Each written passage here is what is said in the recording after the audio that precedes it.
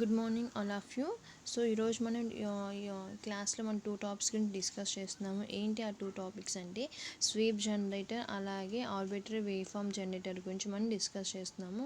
So first మనకి sweep జనరేటర్లో మనకి ఏ wave forms అనేవి మనకి ఎలా జనరేట్ అవుతాయి వేవ్ ఫామ్స్ అనేవి, అలాగే ఆర్బిటరీ వేవ్ ఫామ్స్లో మనకి ఆర్బిటరీ వేవ్ ఫామ్ జనరేటర్లో సో మనకి వేవ్ ఫామ్స్ అనేవి ఎలా జనరేట్ అవుతాయి. సో ఇందులో ఏంటి ఆర్బిటరీ వేవ్ ఫామ్లో అంటే ఒక మెమరీ ఉంటుంది. సో మెమరీలో మనం వేవ్ ఫామ్స్ని స్టోర్ చేసుకుంటాం. సో అవి ఎలా స్టోర్ చేస్తాము, అలాగే ఆర్బిటరీ వేవ్ ఫామ్ యొక్క అడ్వాంటేజెస్ డిసడ్వాంటేజెస్ గురించి మనం ఈరోజు క్లాస్లో డిస్కస్ చేస్తున్నాం. ఓకేనా. సో ఇక్కడ ఏంటంటే మనకి స్వీప్ జనరేటర్లో మనకి ఒక ఆడియో రేట్ ఫ్రీక్వెన్సీ తీసుకుని, సో ఆడియో రేట్ ఎంత ఫ్రీక్వెన్సీ బ్యాండ్లో అంత ఫ్రీక్వెన్సీ బ్యాండ్లో ఒక సైన్ అవుట్పుట్ వోల్టేజ్ని ప్రొవైడ్ చేస్తుంది అనమాట. సో ఇలా ప్రొవైడ్ చేసిన సిగ్నల్ యొక్క ఫ్రీక్వెన్సీ ఎలా ఉంటుందంటే కంటిన్యూస్గా అలాగే స్మూత్గా అది వేరీ అవుతుంది అనమాట. ఎటువంటి డిస్టార్షన్ లేకుండా ఆ వేవ్ ఫామ్ అనేది ఆ సిగ్నల్ అనేది మనకి కంటిన్యూస్గా అది ఉన్న ఫ్రీక్వెన్సీలోనే అది వేరీ అవుతూ ఉంటుంది అనమాట. సో అలాగే మనకి ఫ్రీక్వెన్సీ మాడ్యులేషన్ అనేది మనకి ఇక్కడ టూ వేలో అంటే ఫ్రీక్వెన్సీ మాడ్యులేషన్ అనేది సో ఫ్రీక్వెన్సీ మాడ్యులేషన్ యొక్క ప్రాసెస్ అనేది ఏదో మెకానికల్లో కానీ లేదంటే ఎలక్ట్రానికల్లో కానీ ఏదో ఒక ప్రాసెస్లో మనకి ఫ్రీక్వెన్సీ మాడ్యులేషన్ అనేది జరుగుతుంది అనమాట. ఒకవేళ మనకి ఎలక్ట్రానికల్గా మనకి ఫ్రీక్వెన్సీ మాడ్యులేషన్ జరుగుతుంది అనుకోండి. సో ఆసిలేటర్లో ఉండే ట్యాంక్ సర్క్యూట్లో మనకి ఒక రియాక్టెన్స్ కాంపోనెంట్ ఉంటుంది. సో ఈ రియాక్టెన్స్ కాంపోనెంట్ అనేది మనకి వేరీ అవుతున్నప్పుడు మనకి ఏమో మాడ్యులేటింగ్ వోల్టేజ్ అనేది మనకి మాడ్యులేట్ అవుతుంటుంది అనమాట. అది మనకి ఎలక్ట్రానికల్గా అయితే. అదే మెకానికల్గా అయితే ఏమవుతుందంటే మనకి మోటార్లో ఒక డ్రివెన్ కెపాసిటర్ ఉంది. ఓకేనా. సో ఈ డ్రివెన్ కెపాసిటర్ ద్వారా మనకి ఫ్రీక్వెన్సీ అనేది మాడ్యులేషన్ అవుతూ ఉంటుంది.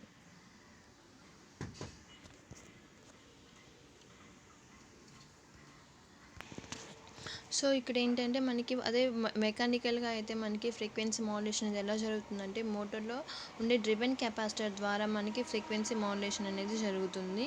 అలాగే మనకి దీన్ని ఎక్కువగా ఎక్కడ యూజ్ చేస్తున్నాం అంటే మనకి ల్యాబొరేటరీ ట్రయల్స్లో ఎక్కువగా యూజ్ చేస్తున్నాం. అంటే సిగ్నల్ జనరేటర్స్ కోసం మనం ల్యాబొరేటరీస్లో మనం ఎక్కువ సిగ్నల్ జనరేటర్స్ కోసం యూజ్ చేస్తున్నాము. సో అక్కడ మనం దీన్ని యూజ్ చేస్తున్నాం అనమాట.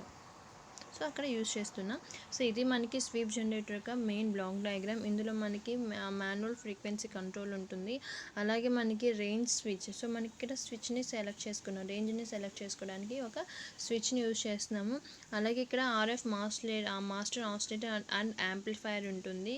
అలాగే marker generator, frequency sweeper, level control circuit, అలాగే అవుట్పుట్ అటెన్యూయేటర్. ఇక్కడ మనకి వచ్చేది ఆర్ఎఫ్ ఇక్కడికి మనకు వచ్చేది ఆర్ఎఫ్ అవుట్పుట్ వస్తుంది. ఇక్కడ మనం తీసుకునేది ఏంటంటే ఆర్ఎఫ్ అవుట్పుట్ సిగ్నల్. ఇక్కడ మనకి ఇది ఆటోమేటిక్ లెవెల్ కంట్రోల్ సర్క్యూట్ అనమాట.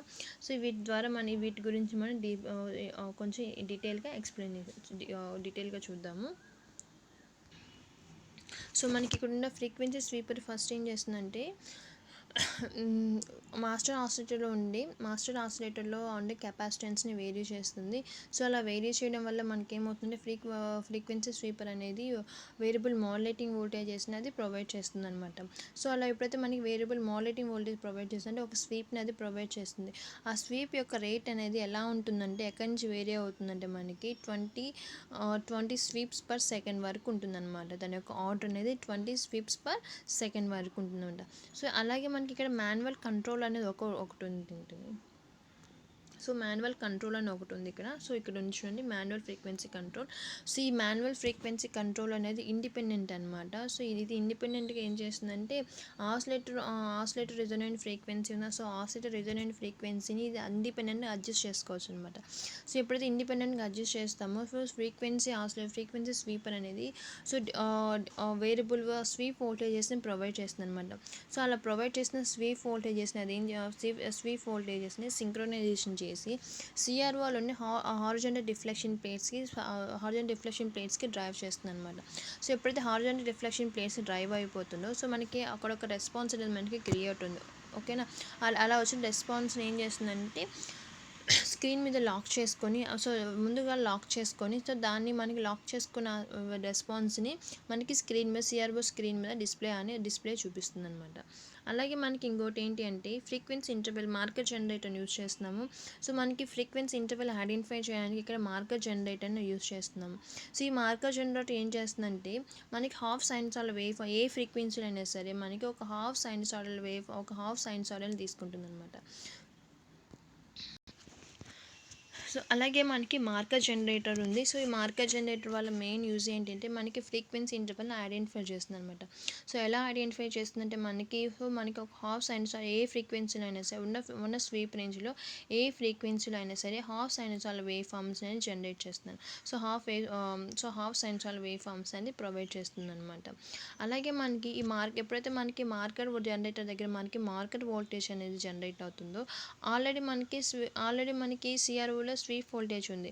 సో ఈ మార్కర్ వోల్టేజ్ కూడా ఎప్పుడైతే సిఆర్ఓకి ఇస్తున్నామో ఈ రెండు కూడా ఏమవుతున్నాయంటే ఆల్టర్నేటివ్గా డిస్ప్లే అవుతుంటాయి అనమాట.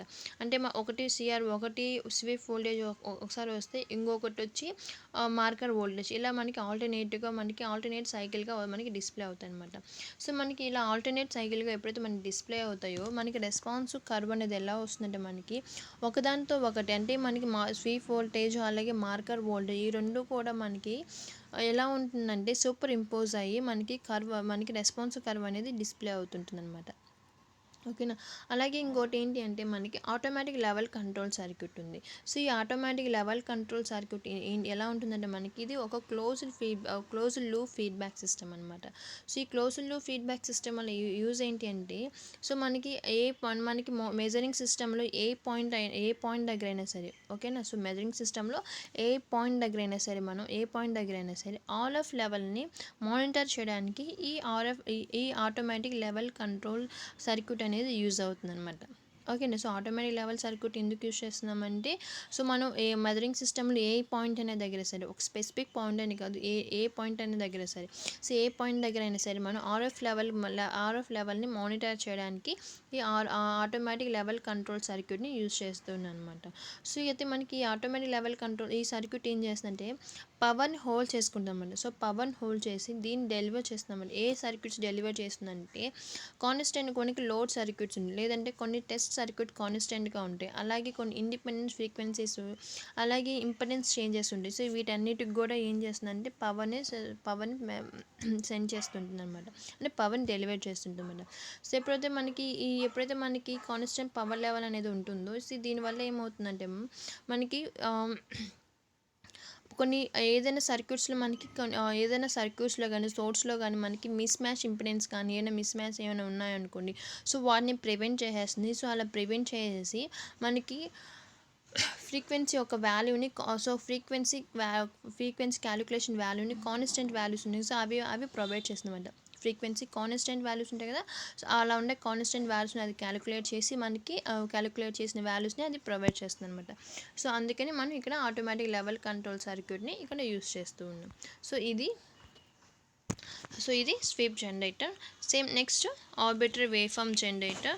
అగైన్ ఒకసారి చూడండి స్వీప్ జనరేటర్ యొక్క block diagram. So marker generator ఎందుకు యూస్ చేస్తున్నామంటే to identify the frequency frequency యొక్క ఇంటర్వెల్ ఐడెంటిఫై చేయడానికి మార్కర్ జనరేటర్ని యూస్ చేస్తున్నాము. సో ఇక్కడ మార్కర్ అవుట్పుట్ ఇక్కడ నుంచి మనకి మార్కర్ వోల్టేజ్ వస్తుంది. సో ఇక్కడ వచ్చిన మార్కర్ వోల్టేజ్ ఆల్రెడీ ఇక్కడ ఫ్రీక్వెన్సీ స్వీపర్ ఉంటుంది. సో ఆల్రెడీ ఇక్కడ మనకి ఫ్రీక్వెన్సీ వోల్టేజ్ ఉంటుంది హారిజాంటల్ డిఫ్లెక్షన్ దగ్గర. ఈ రెండు మనకి సూపర్ ఇంపోజ్ అవుతాయి. సో ఈ సూపర్ ఇంపోజ్ మనకి రెస్పాన్స్ కర్వ్ అనేది మనకి రెండు సూపర్ ఇంపోజ్ అయ్యి కనిపిస్తుంది. ఇక్కడ మనకి ఆటోమేటిక్ కంట్రోల్ సర్క్యూట్ ఉంటుంది. సో ఈ ఆటోమేటిక్ కంట్రోల్ సర్క్యూట్ యొక్క మెయిన్ యూజ్ ఏంటి అంటే సో మనకి ఆర్ఎఫ్ లెవెల్ని మానిటర్ చేయడానికి అంటే మెజరింగ్ సిస్టమ్లో ఏ పాయింట్ దగ్గర అయినా సరే మనం ఆర్ఎఫ్ లెవెల్ని మానిటర్ చేయడానికి automatic level control circuit use చేస్తున్నాము. అలాగే ఇక్కడ మనకి కాన్స్టెంట్ పవర్ లెవెల్ అంటే మనకి ఇక్కడ వచ్చిన పవర్ని హోల్డ్ చేసుకుంటుంది అనమాట. ఇలా హోల్డ్ చేసుకున్న పవర్ని ఏం చేస్తుంది మిగతా టెస్టింగ్ సర్క్యూట్ ఏవి ఉన్నాయో ఆ టెస్టింగ్ సర్క్యూట్ అన్నిటికి కూడా ఇది ఏం చేస్తుందంటే పవర్ని డెలివర్ చేస్తుంది అనమాట. అలాగే మనకి ఒక కాన్స్టెంట్ పవర్ లెవెల్ ఉంటుంది. సో ఆ కాన్స్టెంట్ పవర్ లెవెల్ ఏం చేస్తుందంటే మనకి ఏ సోర్సెస్ దగ్గర అయినా సరే, అంటే ఈ టెస్టింగ్ సర్క్యూట్లో ఏ సోర్స్ దగ్గర అయినా సరే మనకి ఏమైనా మిస్ మ్యాచ్ ఏమైనా ఉంటే వాటిని ప్రివెంట్ చేస్తుంది అనమాట.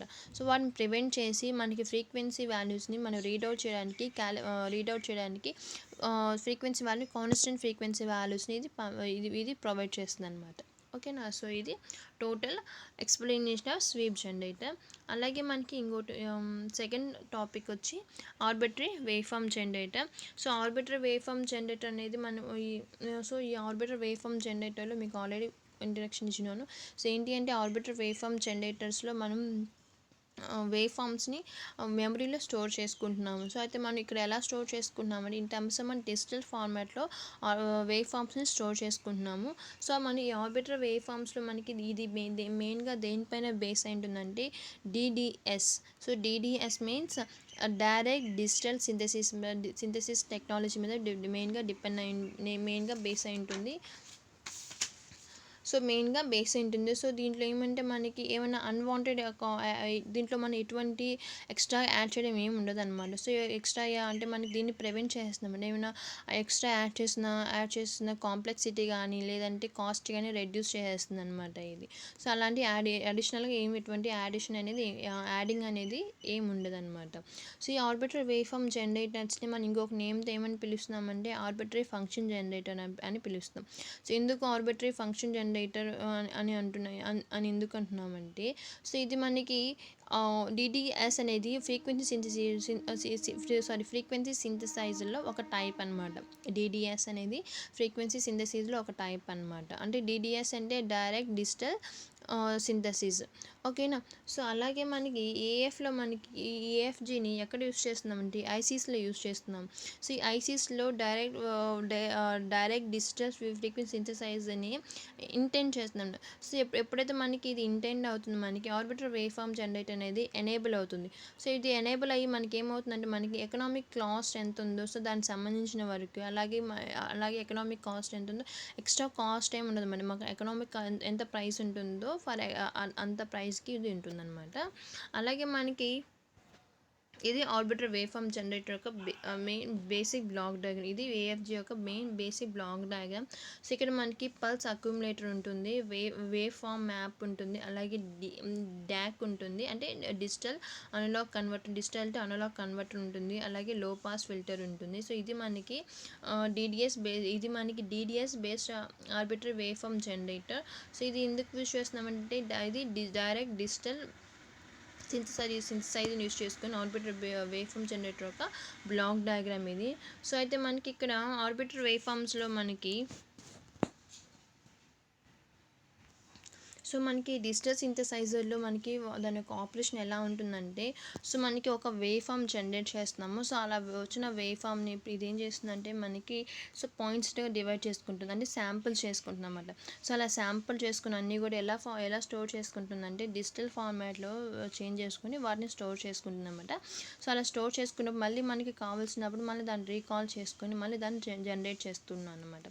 అలాగే మనకి ఏ ఫామ్లో అయినా సరే ఈ శాంపుల్ చేసుకున్న పాయింట్స్ని యూస్ చేసుకొని ఏ ఫామ్లో ఉన్నా సరే ఏ ఫామ్లో అయినా సరే మనం వేవ్ ఫామ్స్ని మనకు కావాల్సినప్పుడల్లా మనం జనరేట్ చేసుకోవచ్చు అనమాట. సో మనకి ఈ డిడిఎస్ ఏం చేస్తుందంటే మనకి ఎంత ఫ్రీక్వెన్సీ ఉందో అంత ఫ్రీక్వెన్సీలో కంప్లీట్గా మనకి వేవ్ ఫామ్స్ అనేవి మనకి జనరేట్ అవుతూ ఉంటాయి అన్నమాట. సో ఇది ఒకటి. సో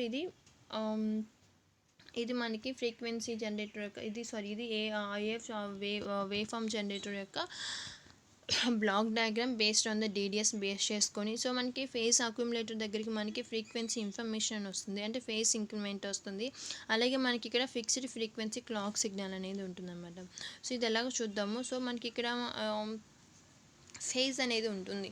సో మనకి ఫేజ్ అనేది ఏంటంటే మనకి సో ఇక్కడ ఒక వేవ్ ఫామ్ జనరేటర్ ఉంది చూడండి. ఇక్కడ మనకి ఫేజ్ తీసుకుంటున్నాం. ఓకేనా. సో ఈ ఫేజ్లో మనకి ఒక సర్కిల్ చుట్టూ మనకి ఒక ఫేజర్ రొటేటింగ్ తీసుకుంటే ఈ సర్కిల్ చుట్టూ ఈ సర్కిల్ని ఫేజ్ ద్వారా మనం రొటేట్ చేసుకుంటూ ఉన్నాం అనమాట. ఒకవేళ మనకి ఫేజ్ అనేది సర్కిల్ కన్నా కొంచెం అడ్వాన్స్గా ఉంది అంటే మనకి ఇక్కడ ఉంది ఏంటి ఇక్కడ ఫేజ్ అనేది ఇంక్రిమెంట్ అయింది మనకి. సో ఎప్పుడైతే మనకి ఫేజ్ ఇంక్రిమెంట్ అవుతుందో ఆటోమేటిక్గా దాని యొక్క వేవ్ ఫామ్ దానికి సంబంధించిన వేవ్ ఫామ్ అనేది మనకు కూడా ఇంక్రీజ్ అవుతుంది అనమాట. సో మనకి దీనికి ఇక్కడ ఉంది మనకి ఓకేనా, ఇది ఫేజ్ యాంగిల్. సో దీనికి సంబంధించిన వేవ్ ఫామ్ ఇది. ఒకవేళ మనకి ఇది ఇంక్రిమెంట్ అయింది, ఒకవేళ మనకి ఈ ఫేజ్ అనేది ఇంక్రిమెంట్ అయిందనుకోండి, సో ఏమైపోతుంది మనకి దీనికి సంబంధించిన వేవ్ ఫామ్ అనేది కూడా మనకి ఇంక్రీజ్ అయిపోతుంది అనమాట. సో ఎప్పుడైతే మనకి అంటే మనకి ఇదంతా ఫాస్టర్గా మనకి జరిగిపోతుంటుంది అనమాట. సో అందుకని మనకి ఎప్పుడైతే మనకి ఫస్ట్ మనకి ఫ్రీక్వెన్సీ అనేది ఎప్పుడైతే మనకి ఫేజ్ అనేది అడ్వాన్స్ అయిపోతుందో ఆటోమేటిక్గా మనకి దాని యొక్క సర్కిల్ అనేది, దానికి సంబంధించిన సర్కిల్ అనేది అడ్వాన్స్ అయిపోతుంది. దాని యొక్క వేవ్ ఫామ్ కూడా కొంచెం ఫాస్టర్ అయిపోతుంది. అలాగే దాని యొక్క ఫ్రీక్వెన్సీ కూడా చాలా అంటే చాలా ఎక్కువగా ఉంటుందన్నమాట. ఓకేనా. అలాగే మనకి అలాగే మనకి డైరెక్ట్ డిజిటల్ సింథసైజర్లో మనం ఏం చేస్తున్నామంటే వేవ్ ఫామ్స్ని డిజిటల్ మెమరీలో మనకి ఏం చేస్తున్నామంటే డైరెక్ట్ డిజిటల్ సింథసైజర్లో వేవ్ ఫామ్స్ని స్టోర్ చేసుకుంటున్నాం అనమాట. మెమరీలో స్టోర్ చేసుకున్నాం. అది కూడా ఎలా స్టోర్ చేసుకుంటున్నామంటే బై యూజింగ్ ద సో వాటిని శాంపుల్ చేసుకున్న వాటిని ఇన్ టర్మ్స్ ఆఫ్ డిజిటల్లో కన్వర్ట్ చేసుకొని, సో వాటిని ఏం చేస్తున్నామంటే వాటిని మెమరీలోకి స్టోర్ చేసుకుంటున్నాం అనమాట. సో మనకి ఎప్పుడైతే మనకు కావాలో సో అప్పుడు మనం వాళ్ళని రీకాల్ చేసుకొని మళ్ళీ వాటిని రీజనరేట్ చేస్తున్నాం అనమాట. సో ఇదొక అడ్వాంటేజెస్ మనకి. అలాగే మనకి ఇక్కడ ఫేజ్ అక్యుములేటర్ ఉంది. సో ఈ ఫేజ్ అక్యుములేటర్ ఎందుకు యూజ్ చేస్తున్నామంటే ఫేజ్ అడ్వాన్స్ని స్టిమ్యులేట్ చేయడానికి ఫేజ్ అక్యుములేటర్ని యూజ్ చేస్తున్నాం. ఓకేనా. సో ఇది మనకి ఇక్కడ ఉంది కదా, ఈ ఫేజ్ అక్యుములేటర్ ఎందుకు యూజ్ చేస్తున్నామంటే ఫేజ్ అడ్వాన్స్ని స్టిమ్యులేట్ చేయడానికి, అంటే దాని యొక్క ఫేజ్ని ఇంక్రిమెంట్ చేయడానికి. ఓకేనా. సో ఫేజ్ని ఇంక్రిమెంట్ చేయడానికి ఇక్కడ ఫేజ్ అక్యుములేటర్ని యూజ్ చేస్తూ ఉన్నాను అనమాట. అలాగే ఇంకోటి ఏంటి అంటే మనకి ఇక్కడ ఫిక్స్డ్ ఫ్రీక్వెన్సీ ఉంది. ఓకేనా. సో మనకి ఇక్కడ ఏంటంటే మనకి ఇంకోటి ఫిక్స్డ్ ఫ్రీక్వెన్సీ క్లాక్ సిగ్నల్ ఉందన్నమాట. సో ఇక్కడ ఏమవుతుంది మనకి క్లాక్ పల్సెస్ అనేవి క్లాక్ నుంచి వచ్చి క్లాక్ నుంచి మనకి క్లాక్ పల్సెస్ అవన్నీ కూడా మనకి ఎక్కడికి వెళ్తాయి అంటే ఫేజ్ అక్యుములేటర్కి వెళ్తాయి. సో అలాగే మనకి అక్యుములేటర్లో ఫేజ్ ఇంక్రిమెంట్ ఇన్ఫర్మేషన్ ఉంటుంది. ఓకేనా. అలాగే క్లాక్ నుంచి వచ్చిన క్లాక్ సిగ్నల్స్ కూడా మనకి ఫేజ్ అక్యుములేటర్లో ఉంటాయన్నమాట. ఓకేనా. సో మనకి ఇక్కడ ఏంటంటే మనకి ప్రతి ఒక్క క్లాక్ పల్స్కి కూడా మనకి ఫేజ్ అనేది ఒక పర్టికులర్ అమౌంట్లో మనకి ఫేజ్ అనేది అడ్వాన్స్ అవుతుంటుంది అనమాట ప్రతి ఒక్క క్లాక్ పల్స్లో. సో ఈచ్ క్లాక్ పల్స్లో మనకి ఏమవుతుందంటే ఫేజ్ అనేది అడ్వాన్స్ అవుతూ ఉంటుందన్నమాట. ఓకేనా. సో అలా ఫేజ్ అనేది అడ్వాన్స్ అవుతుంది అనుకోండి. సో ఏమవుతుంది మనకి ప్రతి ఒక్క ఈచ్ క్లాక్ పల్స్కి మన ఫేజ్ అనేది అడ్వాన్స్ అవుతుంది అనుకోండి. సో ఏమవుతుంది మనకి ఫేజ్ అనేది మనకి ఎక్కువైపోతుంది. అలాగే మనకి దాని యొక్క అది జనరేట్ చేసే వేవ్ ఫామ్ కూడా ఎక్కువగా ఉంటుంది. సో ఆటోమేటిక్గా దాని యొక్క ఫ్రీక్వెన్సీ కూడా ఎలా ఉంటుందంటే మనకి ఎక్కువగా ఉంటుంది. ఎందుకంటే మనకి ప్రతి ఒక్క ఈచ్ క్లాక్ పల్సెస్కి మనకి ఫేజ్ అనేది ఇంక్రీజ్ అవుతూ ఉంటుంది. సో ఆటోమేటిక్గా మనకి ఏమవుతుందంటే ఈ ఫ్రీక్వెన్సీ కూడా మనకి చాలా అంటే చాలా ఎక్కువ అయిపోతుంది అనమాట. ఓకేనా. సో ఇది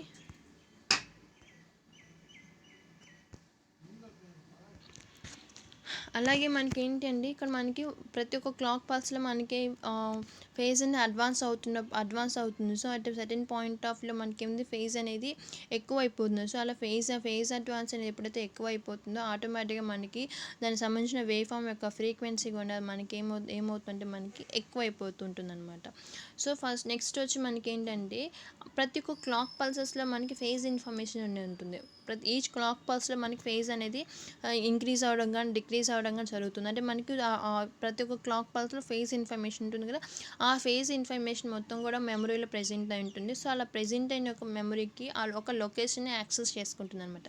సో అలా యాక్సెస్ చేసుకొని సో మనకు ఒక సర్టెన్ పర్టికులర్ యాంగిల్లో మనకు ఈ వేవ్ ఫామ్ జనరేట్ అవుతుంది. సో అలా వేవ్ ఫామ్ జనరేట్ అయిన అన్నిటికి కూడా ఒక లొకేషన్ క్రియేట్ చేసుకొని ఇవన్నీ కూడా ఈ ఫేజ్ ఇన్ఫర్మేషన్ మొత్తం కూడా ఫేజ్ అంటే ఈ ఒక్కొక్క క్లాక్ పల్స్కి ఇంత యాంగిల్లో. సో ఫర్ ఎగ్జాంపుల్ 10 సెకండ్స్ అనుకుందాం. సో 10 సెకండ్స్కి 30 డిగ్రీస్లో మనకి ఒక ఫేజ్ యాంగిల్ అనేది మనకి వచ్చింది. ఇంకొక 20 సెకండ్స్ కానీ 5 సెకండ్స్కి కానీ ఇంకొక 45 డిగ్రీస్ ఫేజ్ ఇన్ఫర్మేషన్ షిఫ్ట్ అయిపోయింది. అంటే మనకి ప్రతి క్లాక్ పల్స్కి ఫేజ్ యాంగిల్ అనేది మనకి చేంజ్ అయింది, అంటే అడ్వాన్స్ అవుతుంది అనమాట. సో అడ్వాన్స్ అయినప్పుడు ఏమైపోయింది మనకి ఆ లొకేషన్లో పర్టికులర్ లొకేషన్లో మెమరీలోకి స్టోర్ అయిపోతుంది అనమాట. ఓకేనా. సో అది వేవ్ ఫామ్ యొక్క ఇన్ఫర్మేషన్ మొత్తం కూడా మనకి మెమరీలో ఒక లొకేషన్లోకి స్టోర్ అయిపోతుంది అనమాట. సో అలా లొకేషన్ స్టోర్ అయిందని జస్ట్ మనం ఆ లొకేషన్ అంటే 30 డిగ్రీస్ అని మనం టైప్ చేయగానే ఎంటర్ చేయగానే సో మనకి దానికి సంబంధించిన ఆ వేవ్ ఫామ్ మాత్రం మనకి ఆ క్లాక్ పల్స్లో ఆ ఫేస్ యాంగిల్ ఎంత ఉందో ఆ యాంగిల్ మాత్రం మనకి ఆ యాంగిల్లో ఉన్న వేవ్ ఫామ్ మాత్రం మనకి సిఆర్ఓ డిస్ప్లే అవుతుంటుంది అనమాట. ఓకేనా. సో దీని యొక్క మెయిన్ అడ్వాంటేజెస్ ఏంటి, అలాగే డిసడ్వాంటేజెస్ ఏంటి అంటే, సో ఫస్ట్ వన్ వచ్చి అడ్వాంటేజెస్ అండ్ ఏఎఫ్జి యొక్క అడ్వాంటేజెస్ ఏంటి అంటే మనకి సబ్ హెచ్ ఫ్రీక్వెన్సీ రిజల్యూషన్ అనమాట. Sub H frequency. So next sub H frequency resolution. So ఇక్కడ ఏంటంటే మనకి ఒక డీడీ అంతే ఫేస్ అక్యుములేటర్ యూజ్ చేస్తున్నాము. సో ఈ ఫేస్ అక్యుములేటర్లో ఏం చేస్తున్నామంటే లాంగ్ లెంత్ ఫేస్ ఉంది కదా, సో దాన్ని అక్యుములేట్ చేయడానికి ఇక్కడ డీడీఎస్ ఫేస్ అక్యుములేటర్ని యూజ్ చేస్తున్నాము. సో ఎప్పుడైతే మనం డీడీఎస్ ఫేస్ అక్యుములేటర్ని యూజ్ చేస్తున్నాము డీడీఎస్లో మనకి ఏమవుతుందంటే ఫ్రీక్వెన్సీ యొక్క సబ్ హెచెస్ లెవెల్స్ని అచీవ్ చేయడానికి చాలా పాసిబుల్గా ఉంటుంది. సో అచీవ్ చేయడానికి ఈజీగా ఉంటుందన్నమాట. అండ్ సెకండ్ వన్ ఏంటంటే డౌన్ శాంప్లింగ్. సో ఈ డౌన్ శాంప్లింగ్ ఏంటి అంటే వేవ్ ఫామ్స్ అనేవి మనకి ఆటోమేటిక్గా ట్రంకేట్ అవుతాయి అనమాట. అంటే మనకి శాంప్లింగ్ అనేది మనకి ఇక్కడ జరుగుతుంది అనమాట. సో ప్రతి ఒక్క మనకి ఒక క్లాక్ ఫ్రీక్వెన్సీలో మనకి రిపిటేషన్ రేట్ అంటే శాంప్లింగ్ ఒక రిపిటేషన్ రేట్ అనేది అలో చేస్తుంది అనమాట. ఓకేనా. సో అది డౌన్ శాంప్లింగ్లో. అలాగే digital modulation. So digital modulation అంటే ఏం లేదు, సో మనకి ఫ్రీక్వెన్సీ అక్యుములేటర్లో వచ్చిన వర్డ్ని ఏం చేస్తుందంటే డిజిటల్ మాడ్యులేషన్ అనేది డిజిటల్లోకి కన్వర్ట్ చేసుకుంటుందన్నమాట. And in terms of ones and జీరోస్లోకి అది కన్వర్ట్ చేసేసుకుంటుంది అనమాట. అండ్ ఇంకోటి అది అడ్వాంటేజెస్. డిసడ్వాంటేజెస్ ఏంటి అంటే మనకి వేవ్ ఫామ్ జిటరు, అలాగే single wave form capability. So మనకి ఈ ఏఎఫ్జిలో మనకి ఓన్లీ ఒక వేవ్ ఫామ్ని మాత్రం మనం పర్ఫామ్ చేస్తున్నాం. అదే మామూలుగా అయితే మనం ఒక వేవ్ ఫామ్ జనరేటర్ మాత్రం మనం పర్ఫామ్ చేస్తాం అనమాట. నార్మల్గా అయితే రిమైనింగ్ వేవ్ జనరేటర్ కంపేర్ చేసుకుంటే ఇది మనకి కొంచెం డిసడ్వాంటేజెస్. అందుకని ఓన్లీ మనకి ఒక వేవ్ ఫామ్ మాత్రమే ఒకసారి మాత్రమే మనం మెజర్ చేస్తున్నాం.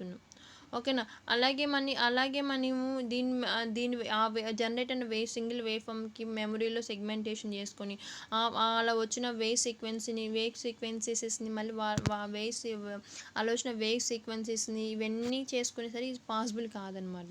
సో మనకి ఏమవుతుంది, మనకి డిడిఎస్ ఫంక్షన్ జనరేటర్ ద్వారా ఇవన్నీ పాసిబుల్ కాదు మనకి. సో అందువల్ల మనకి ఇదొక డిసడ్వాంటేజెస్ మనకి. ఓకే. అందుకని సో మనకి ఒకటే సింగిల్ వేవ్ ఫామ్ మాత్రం క్యాపబిలిటీ ఉంటుంది. సో సింగిల్ వేవ్ క్యాపబిలిటీ ఎందుకంటే మనకి మెమరీలో సెగ్మెంటేషన్ చేసుకుంటున్నాం. సో సెగ్మెంటేషన్ చేసుకుని అందులో స్టోర్ చేసుకుంటాం. అలాగే ఒక్కసారిగా ఎక్కువగా ఉన్న వేవ్ ఫామ్స్ జనరేట్ చేయదనమాట. అలా ఎందుకని అంటే మనకి ఒక్కొక్క వేవ్ ఫామ్ జనరేట్ చేసుకొని సో సెగ్మెంటేషన్ చేసుకొని దాని తర్వాత ఆ వేవ్ ఫామ్ సీక్వెన్స్ అనేది చేసుకుంటున్నాడు. సో ఇదంతా కూడా మనకి నెంబర్ ఆఫ్ టైమ్స్ చేయాలి అంటే మనకి డిడిఎస్ ఆర్బిటర్ ఫంక్షన్ అంటే ఇది పాసిబుల్ కాదు. సో ఇది ఒక డిసడ్వాంటేజెస్. అలాగే మనకి ఏంటంటే వేవ్ ఫామ్ జిటర్. సో ఇక్కడ మనకి ఏముంటుందంటే ఇక్కడ ఒక ఇష్యూ ఏంటంటే మనకి వేవ్ ఫామ్ జిటర్ ఉంటుంది. సో వేవ్ ఫామ్ జిటర్ ఏంటంటే సో ఎప్పుడైనా మనకి ఫ్రీక్వెన్సీని సారీ